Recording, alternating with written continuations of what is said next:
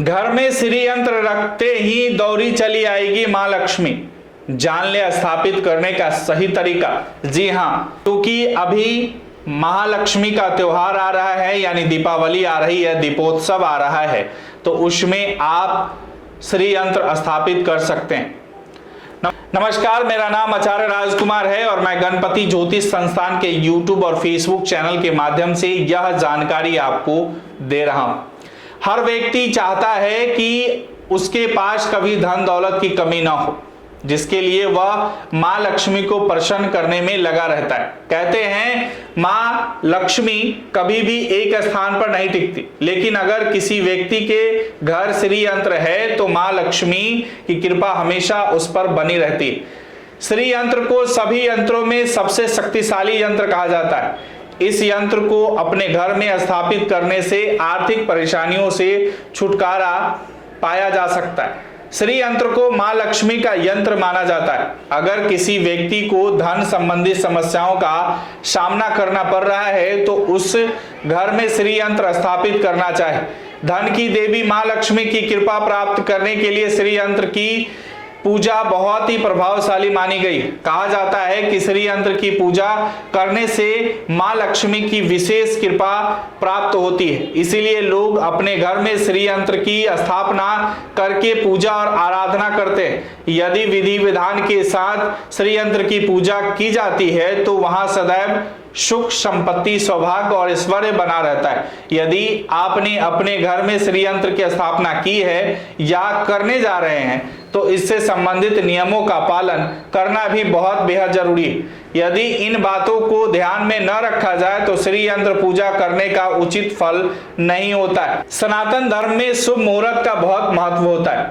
शुभ मुहूर्त में किए गए कार्य से शुभ फल की प्राप्ति होती है। इसीलिए कोई भी कार्य करने से पहले मुहूर्त अवश्य देखा जाता है।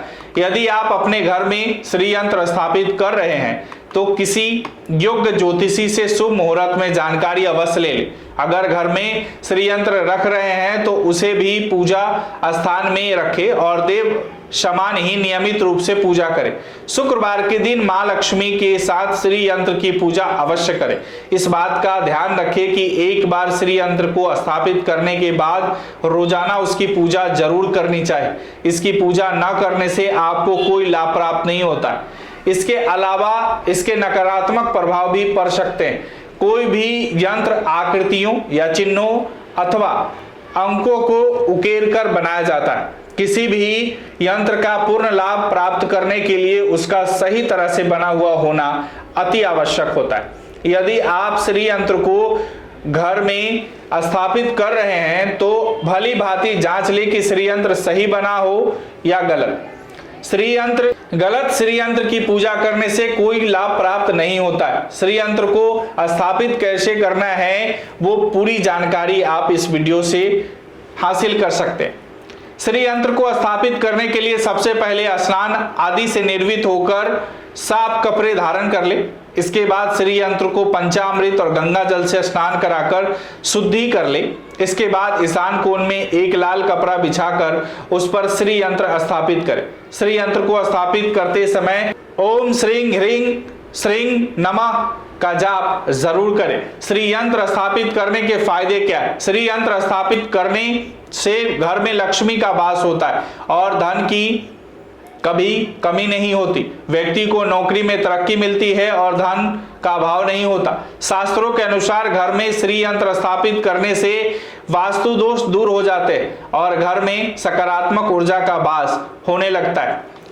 घर में श्री यंत्र स्थापित करने से वैवाहिक जीवन सुखमय रहता है। पति पत्नी के रिश्तों में मिठास रहती है और परिवार में खुशहाली आती है। अगर घर में किसी का मन अशांत रहता है, एकाग्रता की कमी है, तो श्री यंत्र के स्थापित करने से एकाग्रता बढ़ती है, काम में मन लगने लगता है और सफलता भी मिलती है। राधे राधे।